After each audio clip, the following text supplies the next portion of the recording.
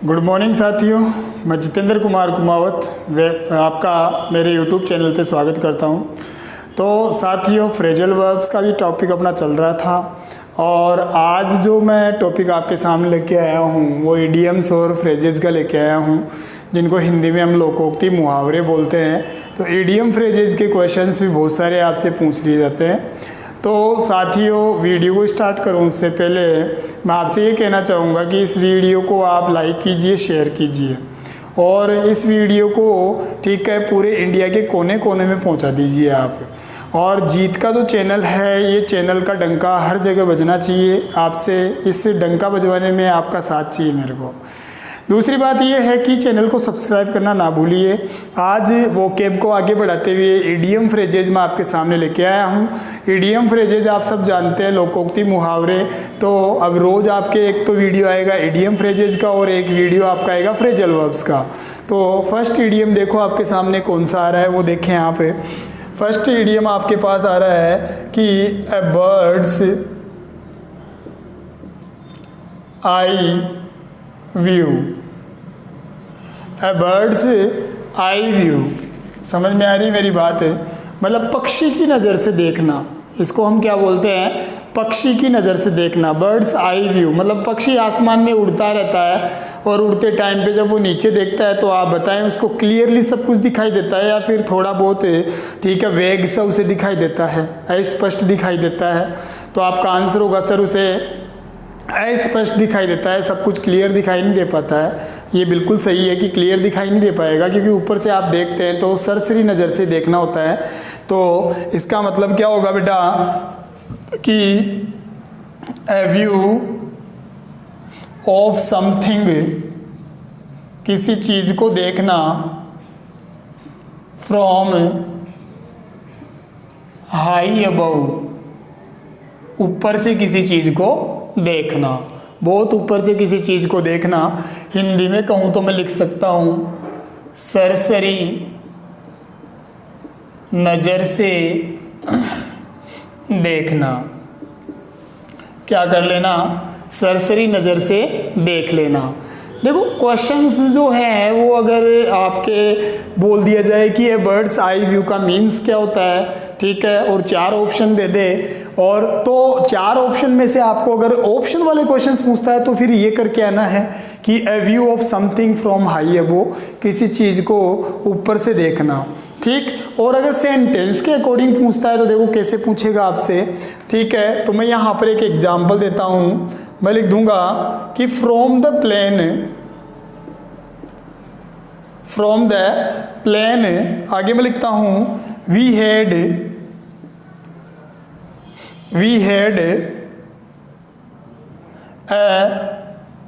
Blank दे दिया आपको और फिर इसके बाद मैं आपको दे दूं ऑफ लंदन। तो ऑप्शन में आपको दे देगा बर्ड्स आई व्यू,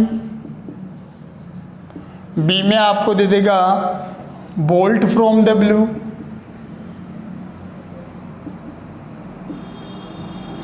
सी में भाई लोगों आप लोगों को दे देगा, ठीक है, बोन ऑफ कंटेंशन,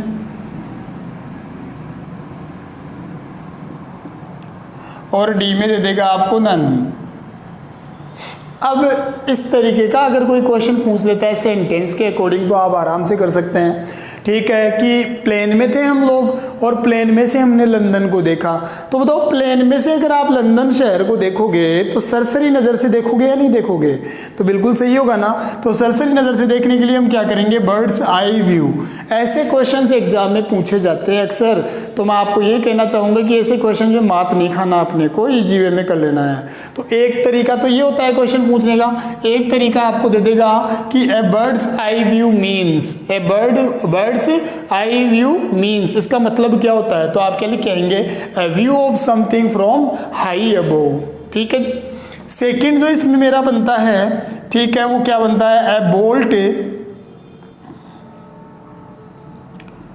और आगे मैं लिख दूंगा from the blue, A bolt from the blue. देखो बोल्ट का मतलब क्या होता है? बिजली, आसमानी बिजली।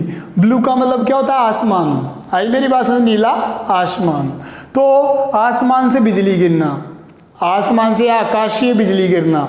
अब मेरे को एक बात बताओ कि आकाश की जो बिजली होती है, आसमान की जो बिजली होती है, उसकी एक्सपेक्टेशन होती है क्या आपको कि 12 बजे गिरेगी, 1 बजे गिरेगी, 3 बजे गिरेगी? नहीं होती है ना, वो तो अनएक्सपेक्टेड ही होता है, अप्रत्याशित होता है, कभी भी वो गिर सकती है। आई मेरी बात समझ में?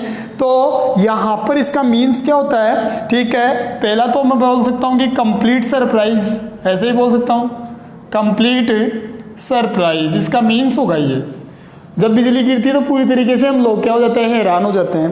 दूसरा इसका क्या मिलेगा? ठीक है कि अनएक्सपेक्टेड, अनएक्सपेक्टेड, और ये मैं लिख दिया इवेंट, अप्रत्याशित घटना, या फिर मैं बोल सकता हूँ कैलेमिटी, अप्रत्याशित आपदा, ऐसे भी मैं बोल सकता हूँ। बोलो हाँ या ना, समझ सकते हैं आप लोग? अब आपको कोई क्वेश्चन पूछ लिया जाए ए बोल्ट फ्रॉम द ब्लू, तो आपको बोल दिया जाए कि इसका मीन्स क्या होता है, तो आप इजी वे में बना सकते हैं। आप बताएंगे कि कंप्लीट सरप्राइज, आप बोल सकते हैं अनएक्सपेक्टेड इवेंट या कैलेमिटी, तो कोई सा भी आप इनमें से कर सकते हैं। अब देखो क्वेश्चन क्या बनता है, मैं बोल दूं यहाँ पे कि द न्यूज़ ऑफ, ठीक है, news of Sushant Singh Rajput's death was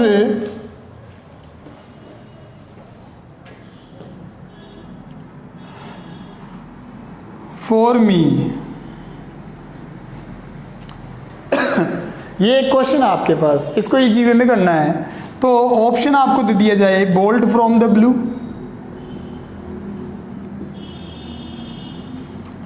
bolt from the blue, first option आपको ये देते। सेकेंड ऑप्शन आपको देते bone of contention, bone of contention.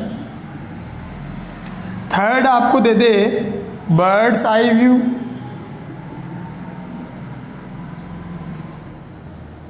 और फोर्थ आपको दे दे नन। तो इजी वे में आप लोग कर सकते हैं। आप बोलेंगे कि साहब कि सुशांत सिंह राजपूत की जो डेथ की जो खबर थी ना, वो मेरे लिए क्या थी साहब? एक अप्रत्याशित घटना से कम नहीं थी। मेरे लिए क्या थी? एक बोल्ट फ्रॉम द ब्लू ही थी, जैसे मानो आसमान से क्या गिर गई हो? बिजली गिर गई हो। तो एक सरप्राइजिंग थिंग थी मेरे लिए, मैं बिल्कुल क्या हो गया था, ठीक है, इस खबर को सुनकर क्या हो गया था? कंप्लीटली सरप्राइज्ड हो गया था। तो यहाँ पर आप किसका यूज करेंगे बेटा? बोल्ट फ्रॉम द ब्लू, कि सुशांत सिंह राजपूत की डेथ की खबर मेरे लिए बोल्ट फ्रॉम द ब्लू थी, ठीक है, मतलब मेरे लिए बहुत ही क्या थी? सदमे वाली खबर थी, अप्रत्याशित क्या थी? मेरे लिए खबर थी। उम्मीद है आपको यहाँ तक का पार्ट आपको समझ में आया होगा। तो मैं आपको बार बार बोल रहा हूँ कि ऐसी कोई चीज़ नहीं है कि आप जो जीत ऑनलाइन क्लासेस से आप जुड़े और आपको समझ में ना आए, ठीक है। मैं साथियों आपसे ये कहूँगा कि जल्दी से जल्दी आप ज्वाइन कीजिए, लाइव क्लास चल रही है, ज्वाइन करें फटाफट। सबको गुड इवनिंग, सबको गुड मॉर्निंग, सब जो भी good morning, good evening, good night जो भी है सबको बोल रहा हूँ मैं। आप तो फटाफट क्या कीजिए? ज्वाइन कीजिए, live class is going on. Next मेरी जो इसमें इडियम फ्रेज जो मेरा बनता है वो बनता है कि a bone of contention, a bone of contention, इसका मीन्स क्या होता है? झगड़े की जड़। इसका मीन्स क्या होता है स्टूडेंट्स? मैं लिख देता हूँ हिंदी में। इसका मतलब होता है झगड़े की जड़। आई मेरी बात समझ में? जिसको मैं बोल सकता हूँ cause of quarrel, cause of quarrel. जैसे मैं इसमें लिख दूँ, ठीक है, ये मैंने यहाँ पर इसका जो मैं लिख दूँ यहाँ पर कि सब्जेक्ट, और मैं लिख दूँ अबाउट विच, और ये आगे लिख दूँ मैं साहब आगे देयर इज डिसएग्रीमेंट। एक तो इसका मीन्स ये निकलता है। सेकंड इसका मीन्स निकल सकता है बच्चों कोज ऑफ क्वेरल, झगड़े की जड़। आई मेरी बात समझ में? झगड़े का कारण subject which about which there is disagreement, कोई ऐसी बात जिसके बारे में क्या है साहब असहमति हो।